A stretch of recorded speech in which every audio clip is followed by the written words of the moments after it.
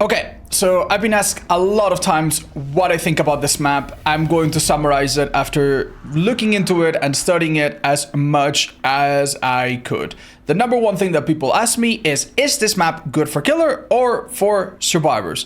And I'm going to break it down into three types of killers. For S tier and super high tier killers, this map is completely fine. The fact that it doesn't change makes your mobility quite useful. If you don't commit to a bad chase, you're probably going to be fine. You'd be surprised how well killers like Hillbilly even can move around this map.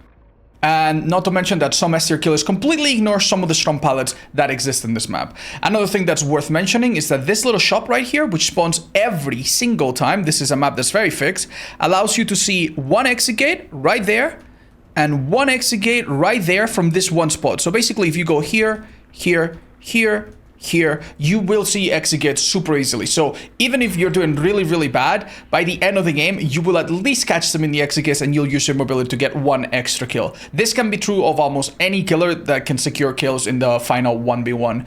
Even someone like Nurse that should struggle with all of the doors and line of sight blockers, even someone like Nurse, as long as she brings some auto perks, which she often does, will probably be fine. So for S tier killers and similar, this map I think is completely playable, completely fine.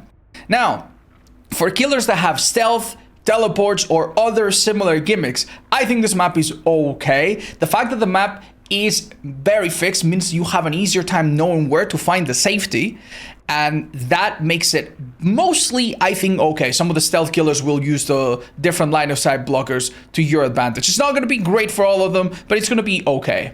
And then we have the low tier killers, which are typically slower, don't have any crazy teleport or gimmicks, and those are the ones worst affected by this map. I think for those, this map, I'm not sure if it's just really bad, or if it's kind of like Gideon, where on average, survivors don't play it so well and you do okay. But either way, it's very frustrating. And let's go around the map a little bit and walk through why it is so frustrating. So as I said, this map changes very little. Some pallets move here and there, some windows swap here and there, but it changes very little. Let's start with the least problematic part of this map, in my opinion, is the market. The market is fine. It often has a pallet that spawns here, and you can either run around it, or if you're playing against a blight, you can mix it up and run around this stall and then drop the pallet. Here I got a slightly different setup, but it's very similar. Look, this is very short, right? Against a pig, for example, here, if you were on this side and the pig was on the pallet, you would get hit. So if you see them crouch or throw a bottle preemptively, you go to this other area. You try to mix it up a little bit.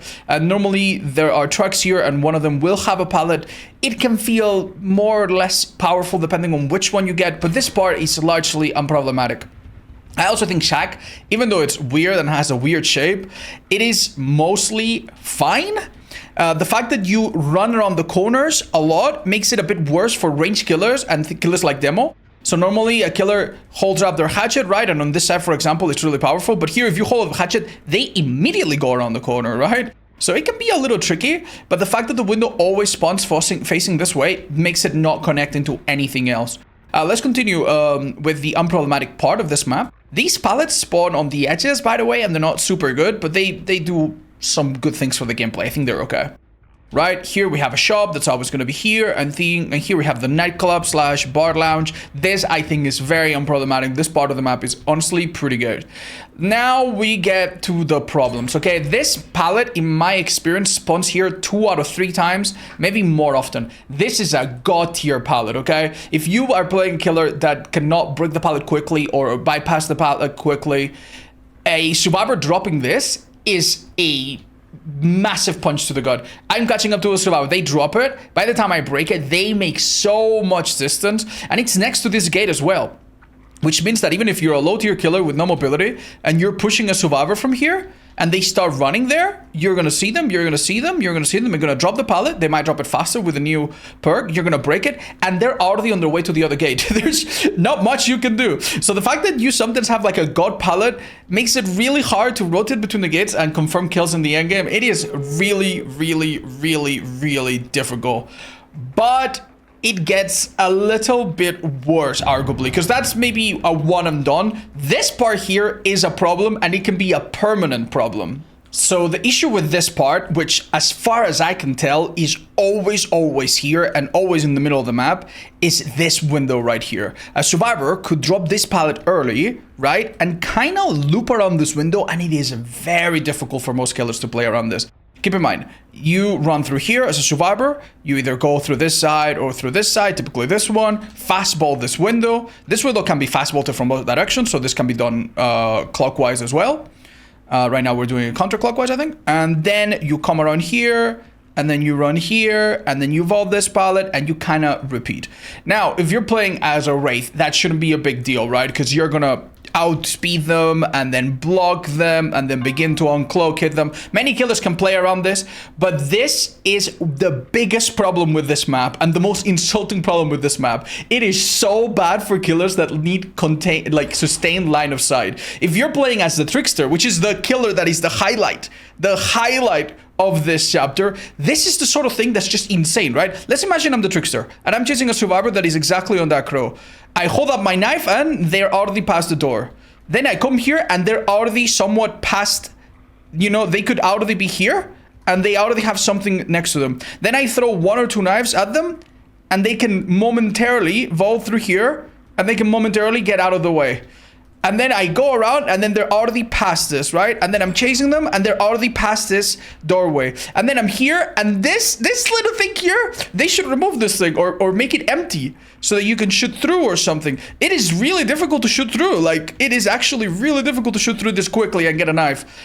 And then when you're here, they already vault the pallet, and they're already around the corner. The point is, you never really get to see them very much, and it is very, very annoying. One of the reasons why you might see people run bamboozle in this map.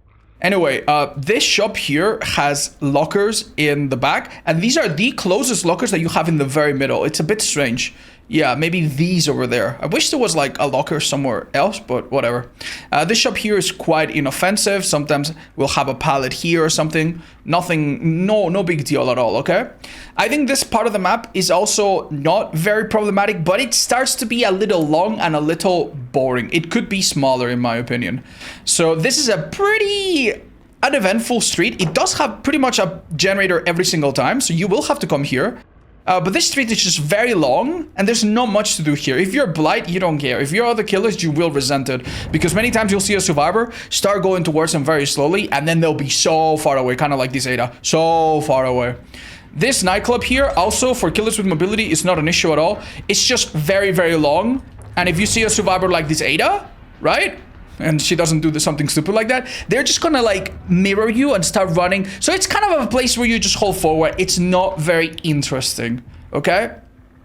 Some of these shops here are okay. They might have a window or something that has a door near it. It's not too bad. Again, really bad for Trickster. Like really, really bad for Trickster. Like if you're chasing a survivor here or hunters or similar, you are in so much trouble here.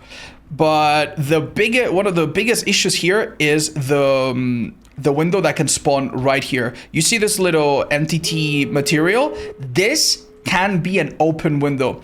And when this window is open, it becomes a little bit tricky. Sure, the killer can walk around it, but what you're basically going to have is survivors vaulting and then go around. Then you're going to catch up. This pallet, oh my god. This pallet is so rough. I thought that this pallet could only spawn if the other one that's also a god pallet is gone. But as you can see, it is complete RNG as far as I can tell.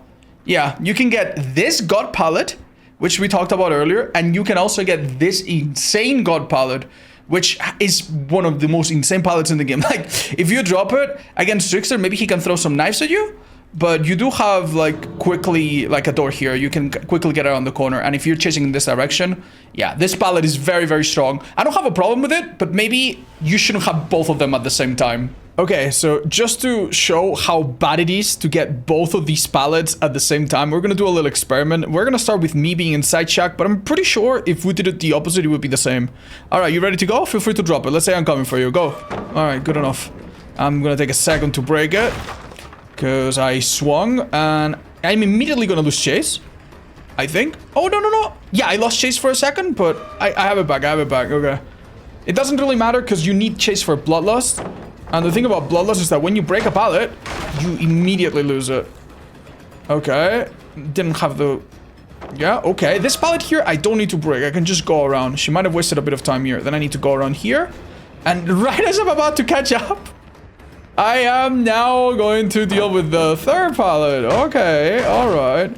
That one in the middle there wasn't so bad. Oh, come on. The thing is, because I keep breaking this, I just don't have Bloodlust. And it's at this point that I think I'm finally gonna catch her. Oh, I think I'll catch her before she makes it. No, I don't break it. But yeah, at least at its very worst, once this pallet is dropped, it's gone and you shouldn't have to deal with it again. This time, I do have an example of the window being open, and I can kind of show you how, if you're playing Trickster, you literally just go around, you maybe see the survivor for a pixel, and then they're already around this, assuming they don't want to drop this, they could, and then they can come around and just play the window again. And keep in mind, like, as a killer, when you vault the window, you're so slow, you're giving up a lot of distance. Now, this window is not here 100% of the time. Sometimes, instead, it swaps on to this one in the corner, which is a bit less problematic. It's a two-way window, and there's a bit of an elevation here, and it does take you. You can use it to reach what I think is the most boring part of the map. I've already chased a few survivors with Lithe that use this window to just kind of go into this streets. And you're going to notice this is the most dead corner in the entire map. This part of the map, in my opinion, is useless and just bad for the map health and design. There is a laundry room with literally nothing on it, literally nothing. And there is, what would you call this, someone moving apartments room with, again, nothing. And outside, there will typically be a pallet, which, let's be honest, is not very strong. So this entire block right here, is completely uninteresting. And the thing is, there can be a generator here. So survivors will come here, and you sometimes will be forced to come here and down a survivor here. And the only thing that this does is it artificially makes the map feel larger. This map is not that big compared to other ones, but because you are forced sometimes to go to the very, very edges of the map, and say I down someone here and I hook them, look how far the gens are right now. If I'm a killer with no mobility, look how far the gens go away. So since this part of the map is so uninteresting, why don't we just seal it off? Why don't we just put a big wall over here? Okay, this is sealed. Put a big wall over here as well. Big wall over here. And close this door right here. And now the map is a little bit smaller. You would need to put some more window or some more pallets in the middle to compensate for it, possibly. But I think they should really do that. This map does not need to be this large. It's not that there's a lot of safety here. It's just the kind of place you just go to die to waste even more time. It's very uninteractive for both sides. If you're chasing here as a killer, you don't want to be here. And if you're chasing here as a survivor, it feels bad because there's nothing interesting to do. And yeah. Once again, the one thing that is a constant is that you're constantly breaking line of sight, If you have some stealth perks, or if you're playing against a killer that really suffers from losing you visually, it feels really, really bad. And you might have noticed that there's an opening here, which opens up to the marketplace.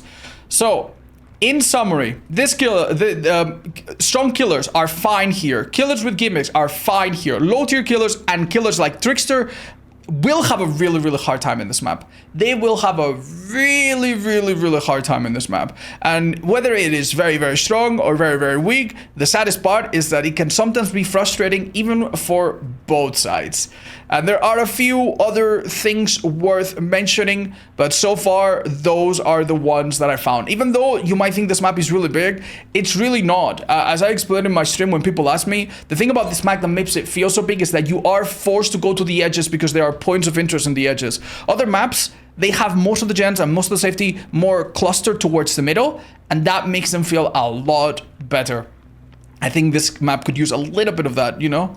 It could use a little bit, you know, make the map smaller or make it less important and less powerful to be at the edge of the map. Being at the edge of the map is really powerful here. Look, once again, I think we got both. Yeah, we got both of these really god tier pallets. This one here again. And that one there again. And look, in between you have some pallets that are not incredible. They're really not incredible. But if you were playing against a slower killer, you could drop that, right? Then you could drop this and then run back here, go to that little window really strong, and the killer has to go all the way around. Yeah, man, we really need to start balancing maps for weaker killers and then nerfing the stronger ones if necessary. Because this would feel so bad. Imagine you're doing this gate, just like I told you, you can be pushed out of that gate. Imagine you're doing this gate, a killer pushes you, it's a slower killer, right? So you run this way, you run this way, you run this way, you run this way. And look here, there's really not a lot. A high tier killer would probably eat you alive. A low tier killer, you can probably take the hit and go to the other gate. You could even take the hit and then start running here. And if you are a low tier killer and a survivor drops a pallet like this, by the time you break it, you never ever catch them to that gate. Even if they have no body weight, I don't think you catch them if you're just a normal mobility killer. So yeah, overall, some good things about the map that I haven't told about. It is very thematic. It looks really cool. The Trickster pictures change to the female version of him when you play as her. Like some really pretty things. But it's going to be quickly forgotten if the gameplay is very annoying. And from my experience, sometimes on some killers, it can really be.